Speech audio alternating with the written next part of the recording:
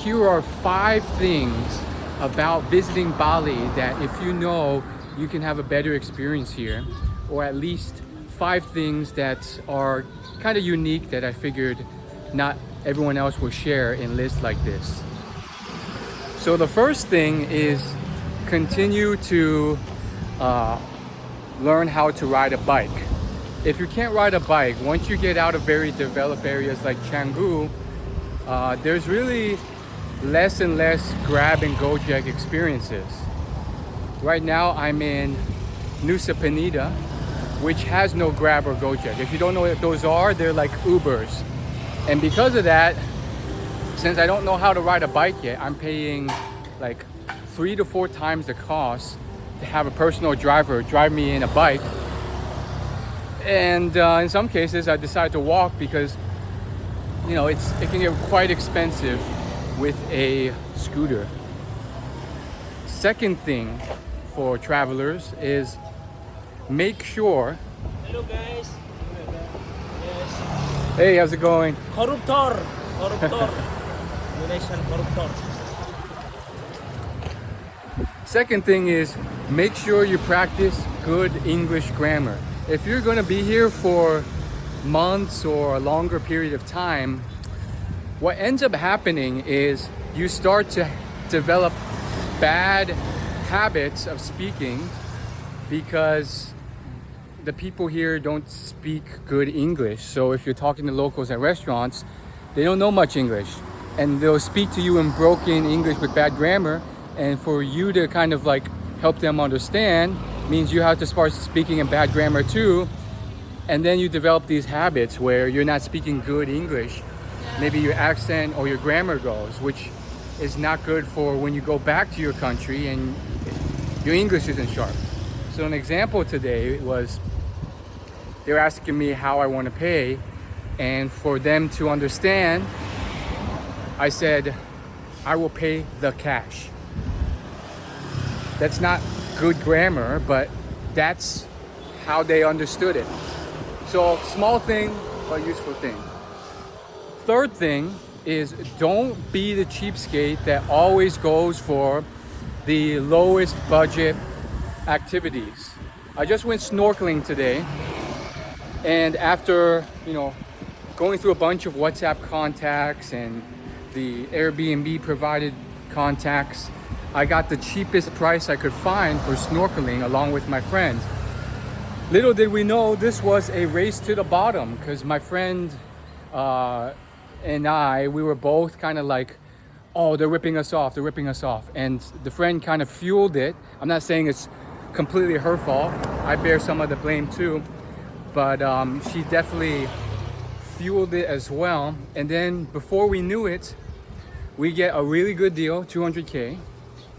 And then they don't tell us which company it is until like right before. So I show up at like 7:30 a.m. ready for the thing. They tell me like the exact like snorkeling company to go to. I pay, and then I look at the reviews and you realize, wow, there's so many 1-star reviews. And so it was a really poorly rated snorkeling experience. There was like dozens of 1-star reviews when I sort by latest. And for me, I didn't mind as much because I roll with the punches. If that happens, we're the worst rated snorkeling experience, we make the most of it, we have a good laugh. But this friend who I had just met a few days earlier and was also a tourist was freaking out, taking it very seriously, trying to get the money back. And so sometimes it's better to just find something online with good reviews, whether that's TripAdvisor or Klook, and go ahead and book for a higher price, because at least you have a consistently high rated experience, even if you're paying more. If I would redo it, I would pay more and get a high rated experience. Now, was this experience bad? Actually, I was very happy to say it was all right. Like, sure, you didn't get much time to snorkel, but it was all right. And then, yeah, the waves were very, very choppy, but it really wasn't that bad. So that leads me to number 4, which is related to number 3, which is that in Indonesia, once you pay for a service or a good and you give that money, chances are you're not getting that money back. I think this is more of a human nature thing, but that's what we experience. So like I said, this friend who I didn't know too well came out, and then I let her know. I was debating withholding it, but I was like, I'll let her know what I see. And so when she found out about all the 1-star reviews, she flipped out. She was starting to raise her voice, and then against the tour company, trying to get her money back. And then long and short of it, we couldn't get our money back. Once you give them the cash, they're probably not going to let go of it, even if you demand a refund. It's not necessarily like the USA, where you may have a terms and condition and specific rules that they have to follow with cancellation and refund policies. In fact, even in the US, like, you probably can't cancel and refund 24 hours before the experience. So that's that. We could not get our money back. I tried asking. I said I'd book with a different snorkeling experience. You couldn't get your money back. And that leads me to number 5, which I think is part of the whole Bali adventure and experience, which is that roll and laugh with the punches. Bali and Indonesia and Vietnam are just more chaotic, with a lot more surprises than the average developed country like Japan or London or Italy or the US. And so there's a bunch of different things that can happen that's maybe not as planned. So one would be this funny experience of me booking a bad snorkel experience. But there's been others. A few days ago, I crashed my drone. I was very upset about that. Crashed it into a tree, fell into the water. We found it, but the water damage is likely too great for the repair to be worth the cost. But we'll see. Point is, you can get very butthurt and upset about these experiences and just like really sad and just destroy your mood.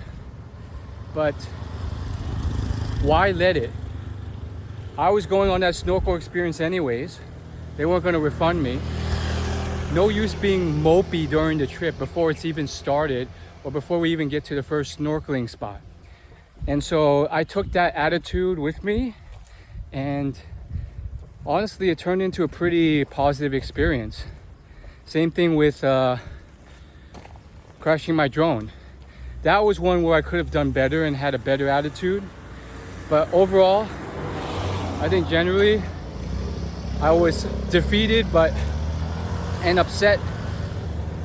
But overall, I still kind of laughed at it, had a playful vibe and energy.